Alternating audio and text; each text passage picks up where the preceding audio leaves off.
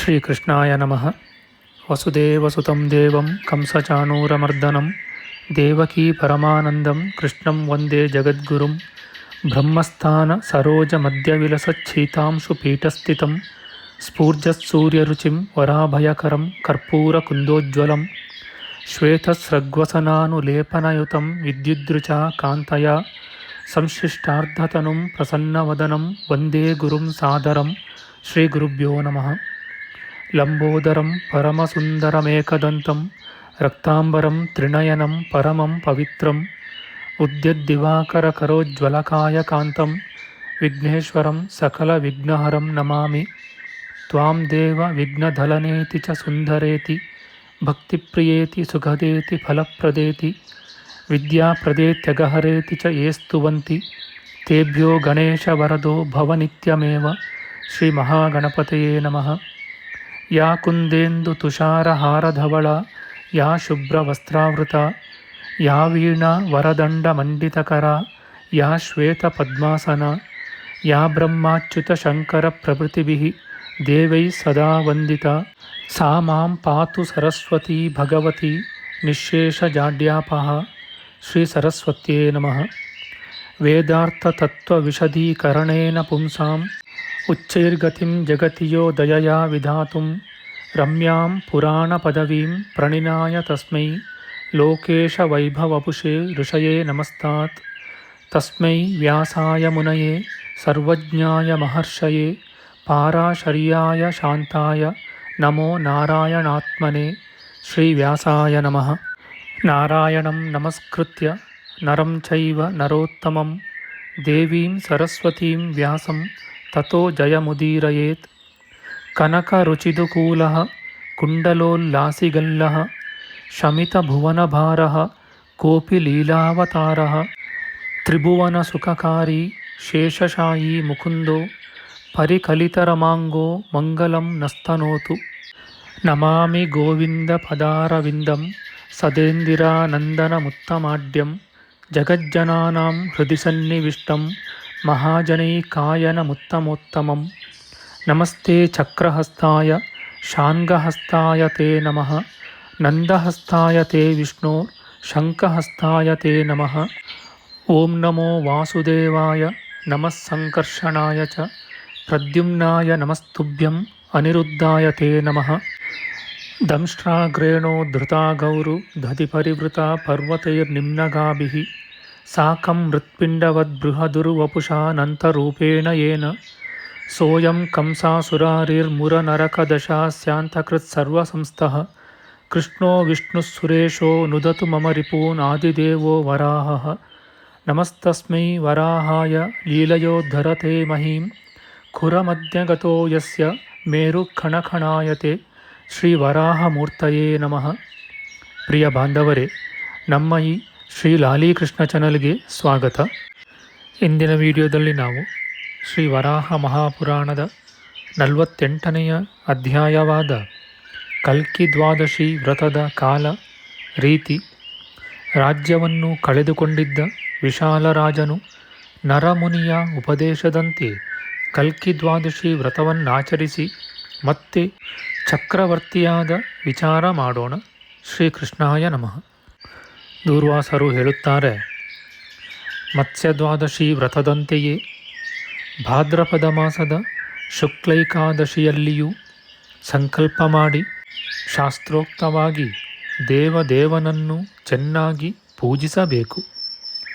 ಕಲ್ಕಿನೇ ನಮಃ ಎಂದು ದೇವನ ಪಾದಗಳನ್ನು, ಹೃಷಿಕೇಶಾಯ ನಮಃ ಎಂದು ನಡುವನ್ನು, ಮ್ಲೇಚ್ಛ ವಿದ್ವಂಸನಾಯ ನಮಃ ಎಂದು ಆ ಜಗನ್ಮೂರ್ತಿಯ ಉದರವನ್ನು, ಶಿತಿಕಂಠಾಯ ನಮಃ ಎಂದು ಕಂಠವನ್ನು, ಖಡ್ಗಪಾಣಯೇ ನಮಃ ಎಂದು ತೋಳುಗಳನ್ನು, ಚತುರ್ಭುಜಾಯ ನಮಃ ಎಂದು ಕೈಗಳನ್ನು, ವಿಶ್ವಮೂರ್ತಯೇ ನಮಃ ಎಂದು ಶಿರಸ್ಸನ್ನು ಅರ್ಚಿಸಬೇಕು.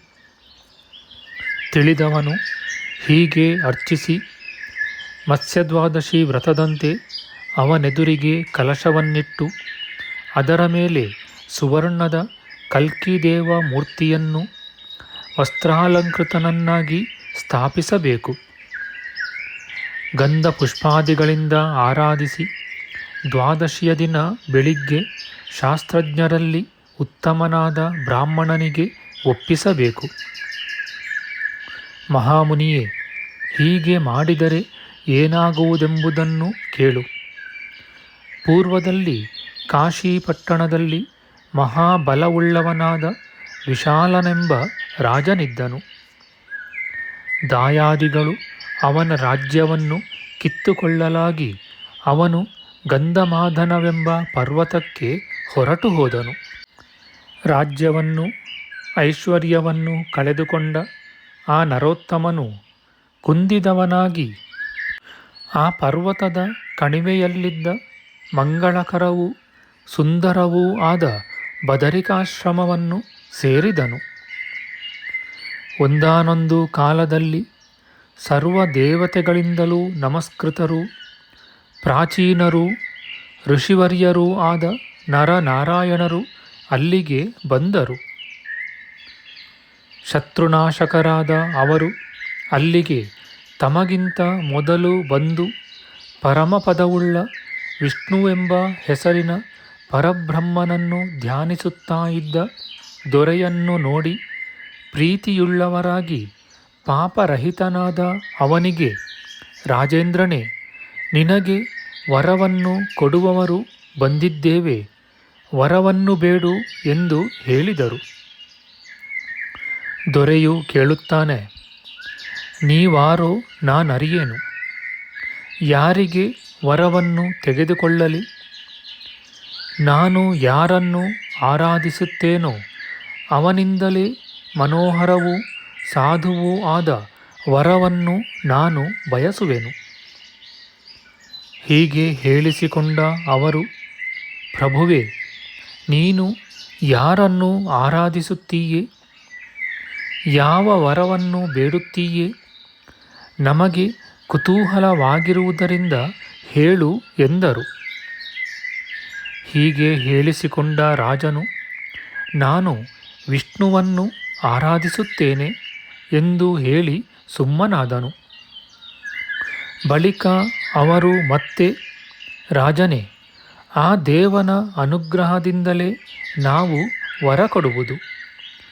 ನಿನ್ನ ಮನಸ್ಸಿನಲ್ಲೇನಿದೆಯೋ ಆ ವರವನ್ನು ಹೇಳು ಎಂದರು. ದೊರೆಯು ಹೇಳುತ್ತಾನೆ, ಯಜ್ಞೇಶ್ವರನಾದ ದೇವನನ್ನು ಬಗೆ ಬಗೆಯ ದಕ್ಷಿಣೆಗಳುಳ್ಳ ಯಜ್ಞಗಳಿಂದ ಪೂಜಿಸಲು ನನಗೆ ಸಾಮರ್ಥ್ಯ ಉಂಟಾಗುವಂತೆ ಲೋಕರಕ್ಷಕನಾದ ನಾರಾಯಣ ದೇವನು ಲೋಕಕ್ಕೆ ದಾರಿಯನ್ನು ತೋರಿಸುವನಾಗಿ ನನ್ನೊಡನೆ ಈ ಬದರಿಕಾಶ್ರಮದಲ್ಲಿ ತಪಸ್ಸನ್ನು ಮಾಡುವವನಾಗಿ ತಾನೇ ವರವನ್ನು ಕೊಡಲಿ. ಈ ನಾರಾಯಣನು ಮೊದಲು ಮತ್ಸ್ಯಾವತಾರ ಮಾಡಿದನು. ಬಳಿಕ ಸುಂದರವಾದ ಕೂರ್ಮರೂಪನಾದನು. ಅನಂತರ ವರಾಹದೇವನಾದನು. ಆಮೇಲೆ ನರಸಿಂಹನಾದನು. ಬಳಿಕ ವಾಮನನಾದನು. ನಂತರ ಮಹಾಬಲಿಯಾದ ಪರಶುರಾಮನಾದನು. ತಿರುಗಿ ಶ್ರೀರಾಮನೆಂಬ ರಾಜನಾಗಿ ಎಲ್ಲರನ್ನೂ ಮೋಹಗೊಳಿಸಿದನು. ಎಲ್ಲ ಕಳ್ಳರನ್ನೂ ಮ್ಲೇಚ್ಛರನ್ನೂ ಸಂಹರಿಸಿ ಈ ಭೂಮಿಯನ್ನು ಸಹಜವಾದ ಸ್ಥಿತಿಯುಳ್ಳದ್ದನ್ನಾಗಿ ಮಾಡಿದ ಆ ಹರಿನಾರಾಯಣನು ಈ ಪೂಜ್ಯನೇ. ಅದರಂತೆ ಪಾಪದಿಂದ ಭೀತರಾದರೆ ಮನುಷ್ಯರು ಆ ನಾರಾಯಣನ ನರಸಿಂಹ ರೂಪವನ್ನು, ಮೋಹನಾಶಕ್ಕಾಗಿ ವಾಮನ ಮೂರ್ತಿಯನ್ನು, ದ್ರವ್ಯಕ್ಕಾಗಿ ಪರಶುರಾಮನನ್ನು, ಕ್ರೂರ ಶತ್ರುಗಳ ವಿನಾಶವಾಗಬೇಕಾದರೆ ಶ್ರೀರಾಮನನ್ನು ಪೂಜಿಸಬೇಕು. ಪುತ್ರರನ್ನು ಬಯಸುವ ಬುದ್ಧಿವಂತನು ಬಲರಾಮ ಕೃಷ್ಣರನ್ನು ಪೂಜಿಸಬೇಕೆಂಬುದರಲ್ಲಿ ಸಂದೇಹವಿಲ್ಲ. ರೂಪವನ್ನು ಬಯಸುವವರು ಬುದ್ಧನನ್ನು ಪೂಜಿಸಬೇಕು. ಶತ್ರುಗಳ ಕೊಲೆಗೆ ಕಲ್ಕಿಯನ್ನರ್ಚಿಸಬೇಕು.